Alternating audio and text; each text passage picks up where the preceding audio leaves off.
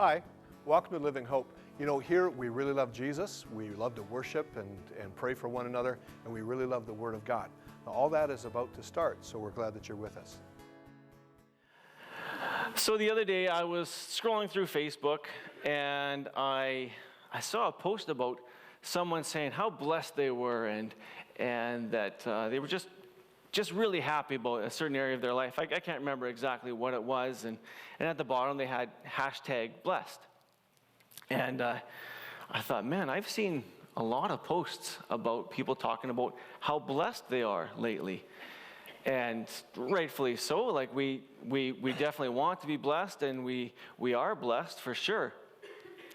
But it got me wondering what all everybody thinks is a blessing in their life, what all people will #blessed onto their posts. And so I did some research on #blessed, and did you know that it is the 112th most popular hashtag right now? 112th most used hashtag. Out of the thousands or millions of hashtags that are out there, that is used quite a lot. I was quite impressed by that. And so in my continued research, I was looking at all the different things that people said were blessings in their life, that they were blessed by. It's a pretty broad spectrum. People have said they were blessed by children, pets, family, by their hair, by jobs, by clothes, by food, their house, their friends, their brand name purses, their expensive cars, their rap albums, their modeling careers, their attendance at a conference or at a concert, their team coach, their jewelry, their electronics, their makeup, their team, their muscles, their workout routine, their tattoos, and even their illicit drugs, which I really don't get that one. So clearly there needs to be an education on what it is to be blessed. Now, if you're maybe a little older than me and you're wondering what a hashtag is, it's a pound symbol or a number symbol, okay? So it looks like this. So that's hashtag. Hashtags are used nowadays in social media apps and forums to keep conversations going. So if you had a great time here today, you can post on Twitter and say, it was awesome at Living Hope, God was present and the word was preached, #Living Hope. Someone else posts something about Living Hope, #Living Hope. You can search Living Hope or #Living Hope, and both those conversations will come up. Little quick education there on hashtags, in case you're older than me. And that's not meant as a joke. I've only used hashtags once other than this morning.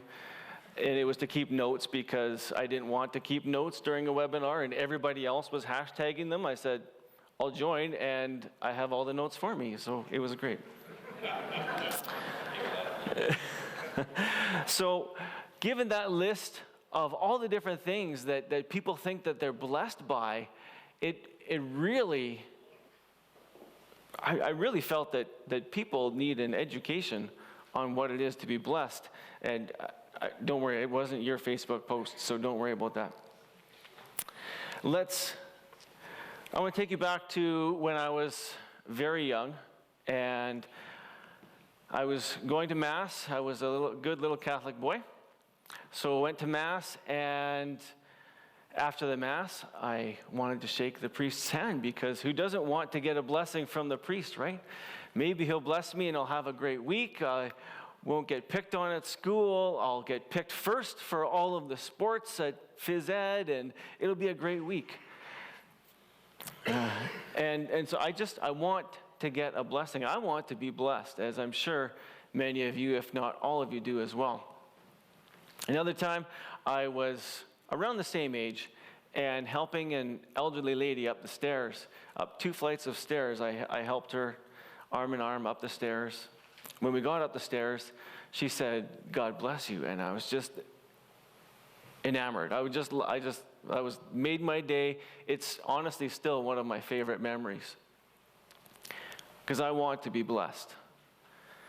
And I know culture, everybody that I've talked to wouldn't refuse a blessing, right? So when I was looking at Facebook posts and hashtag blessed and seeing that there has to be a difference between hashtag blessed and God's version of a blessing, that hashtag blessed sounds more like I'm fortunate. Let me tell you how fortunate I am. But that's different than God's blessing. And God took me to His Word. And before we turn there, I want to open up in prayer, please.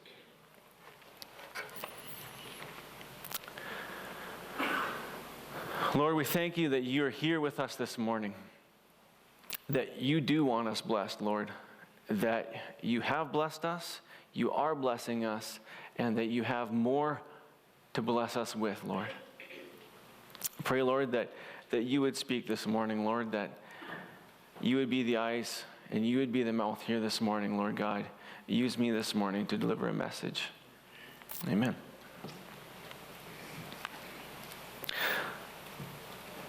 So, blessing comes up a lot. We say God bless you, and at the end of a text, I get from certain people GB, which is short form for God bless.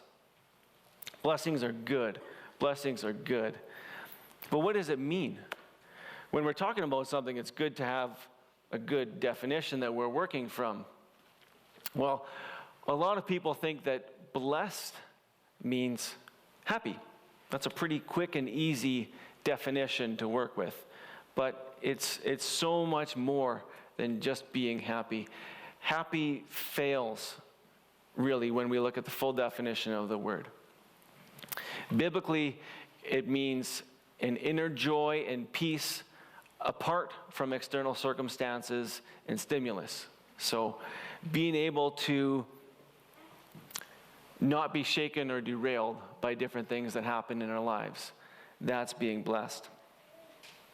And being right with God.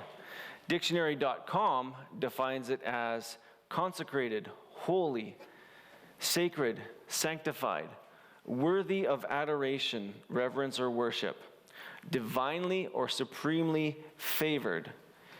And I think this is the word that culture has grabbed a hold of, fortunate.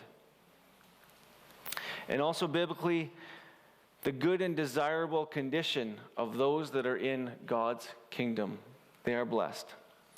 Notice, though, how there's no mention of laughter, no mention of pleasure, no mention of physical things or earthly prosperity, which is largely what's mentioned in hashtag blessed when I searched it. To be blessed is to have hope and joy and peace beyond our circumstances.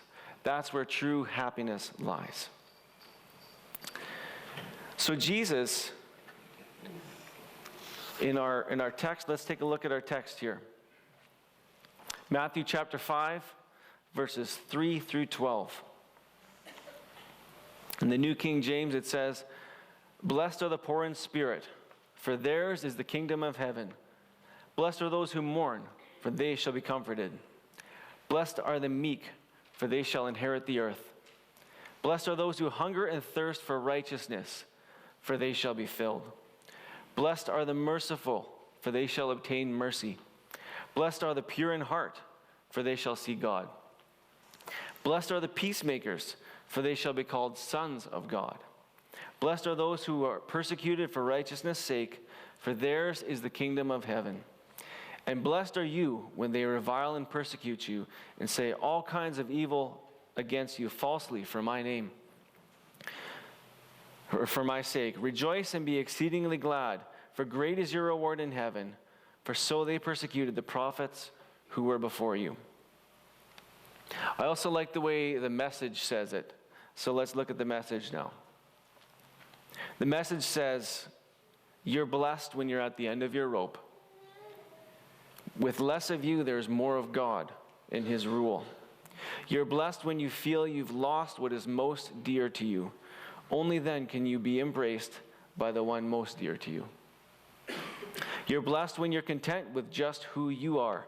No more, no less. That's the moment you find yourselves proud owners of everything that can't be bought. You're blessed when you've worked up a good appetite for God. He's food and drink in the best meal you'll ever eat.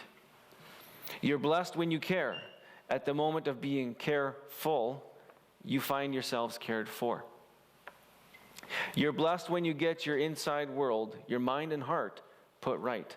Then you can see God in the outside world. You're blessed when you can show people how you cooperate instead of compete or fight.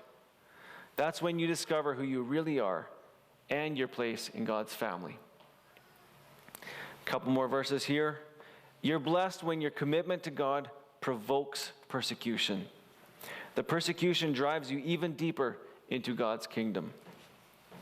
Not only that, count yourselves blessed every time people put you down or throw you out or speak lies about you to discredit me. What it means is that the truth is too close for comfort and they are uncomfortable. You can be glad when that happens. Give a cheer even. For though they don't like it, I do. And all heaven applauds. And know that you are in good company. My prophets and witnesses have always gotten into this kind of trouble.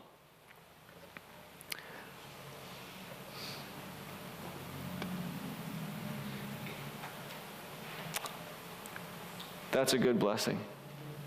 Those are good ways to be blessed. There are many different ways there to be blessed. And again, it transcends our circumstances.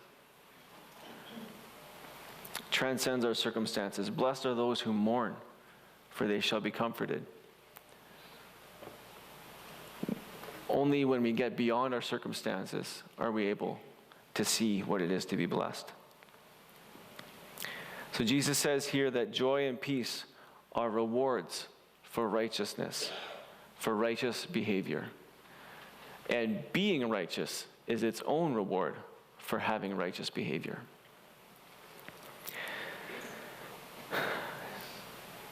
When Jesus says, blessed are those, blessed are thee, every time he says that, he's meaning also righteousness, being right with God. You're blessed when you're right with God. You're blessed through your character, and your rewards will be the same as the heroes of our faith that were persecuted for their faith. Blessed is best when defined by the divine. You see, blessed has been hijacked a lot by pop culture, and since they've poached the word, I know that there are some of you that are thinking, well, he's talking about blessing, but I can't relate because I'm not blessed. I don't have that great job. I don't have that fancy car. I don't have that great relationship that other person has. And so maybe you're not identifying with what I'm talking about here this morning. But those are all the different ways that the world sees blessing. That's not how God sees blessing. God sees blessing differently. And by our definitions from dictionary.com even of consecrated, sacred, holy, sanctified, worthy of adoration, reverence, or worship, divinely or supremely favored. Those are all referring to God. Those all need that higher power. To be blessed is to be blessed by God alone. Only He can justify and fulfill a blessing. We can't.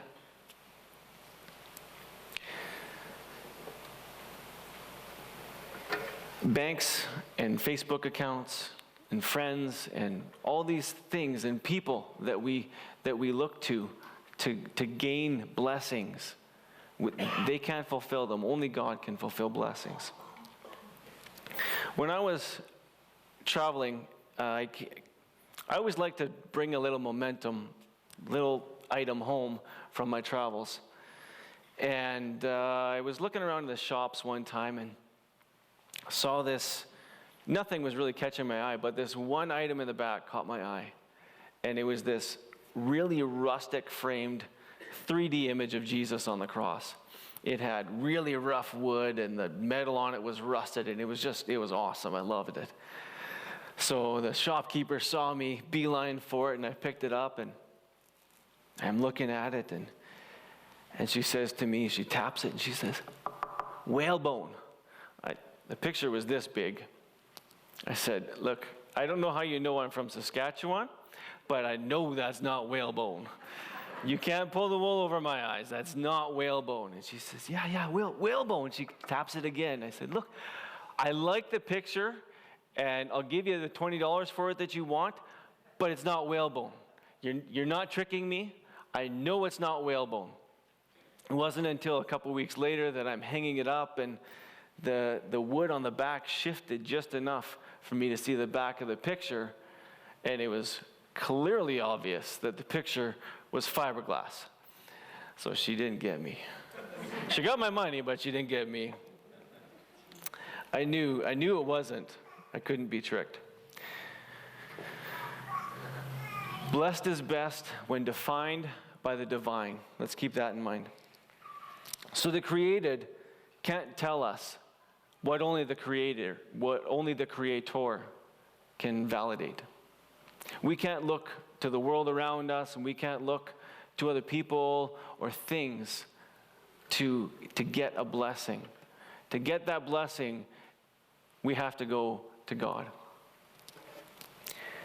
Only God is objective, because other people can say, "Oh, you're so blessed, and I'm so blessed, but that's because I know my flaws," and I'm not talking about them. Only God can be objective when He's evaluating. So let's talk about how in different times, especially in North America, how we equate prosperity with blessing, right? That's not a new thing, actually. Jesus talked about this too in Matthew, Mark, and Luke. Matthew chapter 19, verse 24, he says, it's harder for the rich to enter the kingdom than it is for a camel to pass through the eye of a needle. It's harder for the rich to enter the kingdom. The disciples couldn't understand this because prosperity was seen then, as now, as God's blessing. A lot of people think, well, I'm succeeding, I'm doing well, I have to be in God's blessing, right? I have to be in His will because I'm being blessed. Things are going good. So God has to be happy with me, right? Not necessarily. The opposite is also true. Just because you're not doing well, not succeeding by earthly standards, doesn't mean God's not happy with you. And I think that is one of the most important things that we can get from today's message. That if you're not doing well this morning, financially, by worldly standards, if you don't feel blessed this morning, that doesn't mean God's not happy with you. It doesn't mean God's not happy with you. His disciples couldn't understand it. And commentaries have debated over that analogy for centuries. Some have allowed themselves to think that, well, there must be a gate that's open after the other gates are closed that is smaller, so the camel has to be unloaded and then crawl on its hands and knees, on its hooves and knees, through this little mini gate that they called the eye of the needle, right? That must be what it means, because otherwise it doesn't make sense. Well, archaeological evidence proves that false. There's no gate known that is smaller. It makes for a nice analogy where you have to get rid of your baggage and come to Jesus on your knees, but it fails because it's not true. The analogy is just that.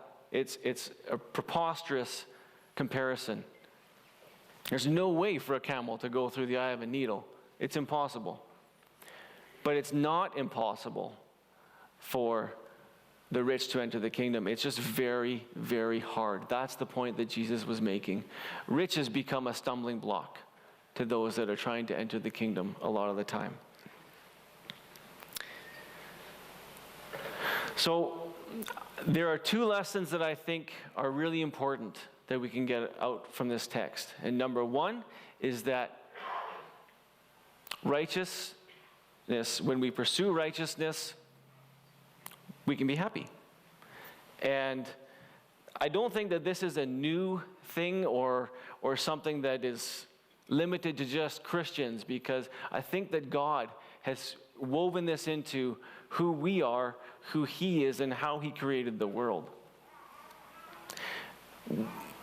We've all heard of times where there's this incredibly wealthy person with everything that we could ever ask for and everything we could dream of, that their life is just incredibly easy, and we think they have to be the happiest person in the world, right?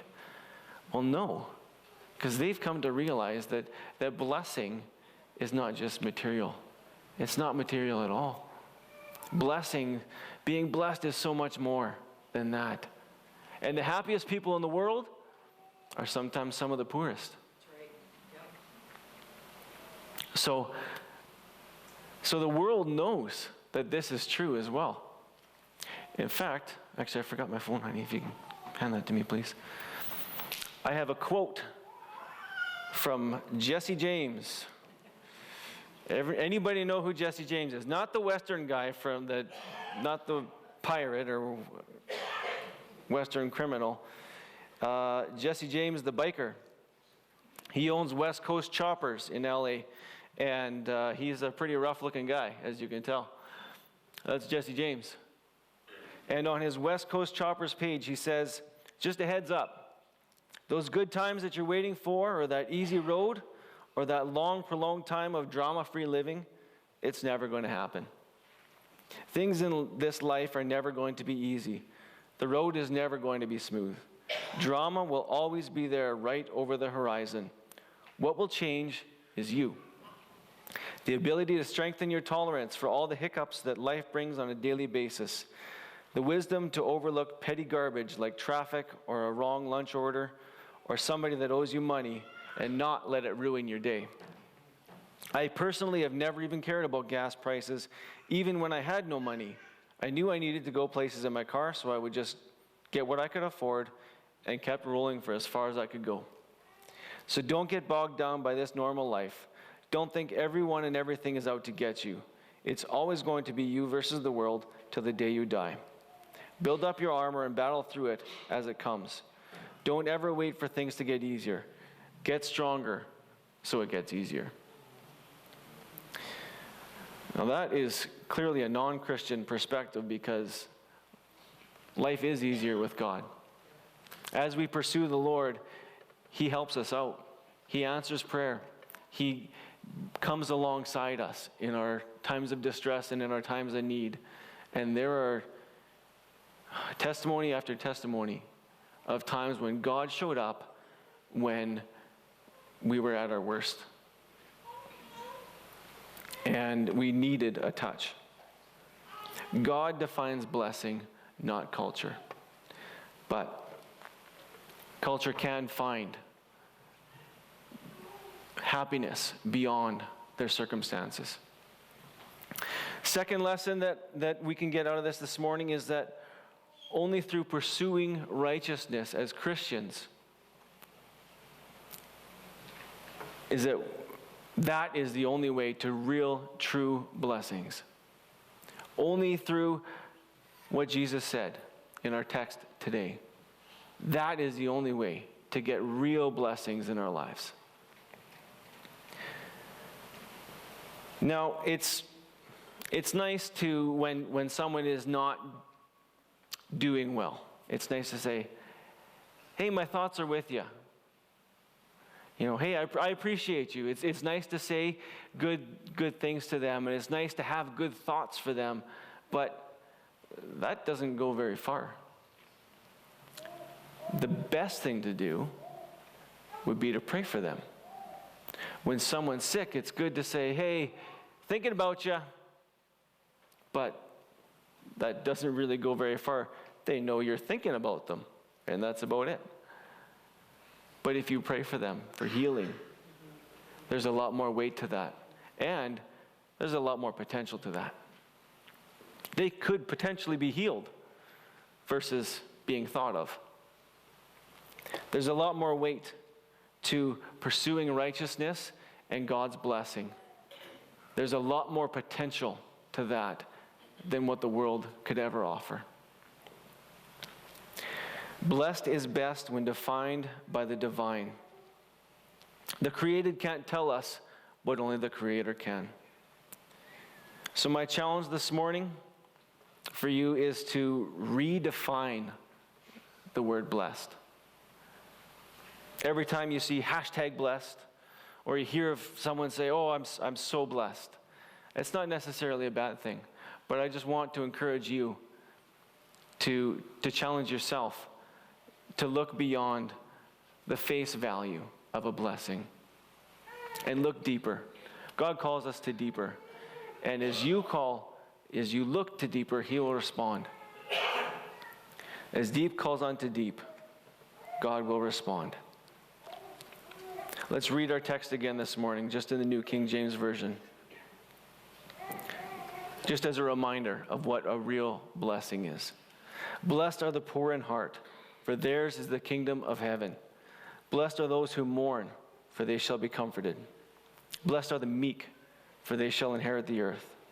Blessed are those who hunger and thirst for righteousness, for they shall be filled. Blessed are the merciful, for they shall obtain mercy. Blessed are the pure in heart, for they shall see God. Blessed are the peacemakers, for they shall be called sons of God. Blessed are those who are persecuted for righteousness' sake, for theirs is the kingdom of heaven. Blessed are you when they revile and persecute you and say all kinds of evil against you falsely for my sake. Rejoice and be exceedingly glad, for great is your reward in heaven. For so they persecuted the prophets who were before you. Being blessed is about who you are and not what you have. Jesus refers to the inside of the cup and about character all the time. Very rarely does He care about what's on the outside. I don't even know of a reference. Care about your inside. Pursue righteousness, and blessings will follow. I guarantee that.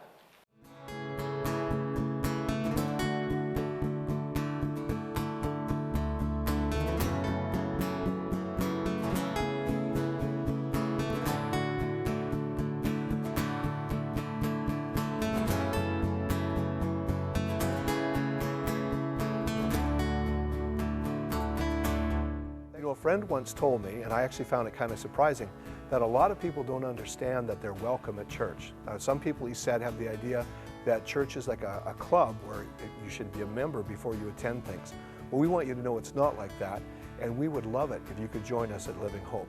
We're on the corner of King and Kensington. We have services Sunday morning. You can check our website or check the newspaper for our service times. We'd love to have you come.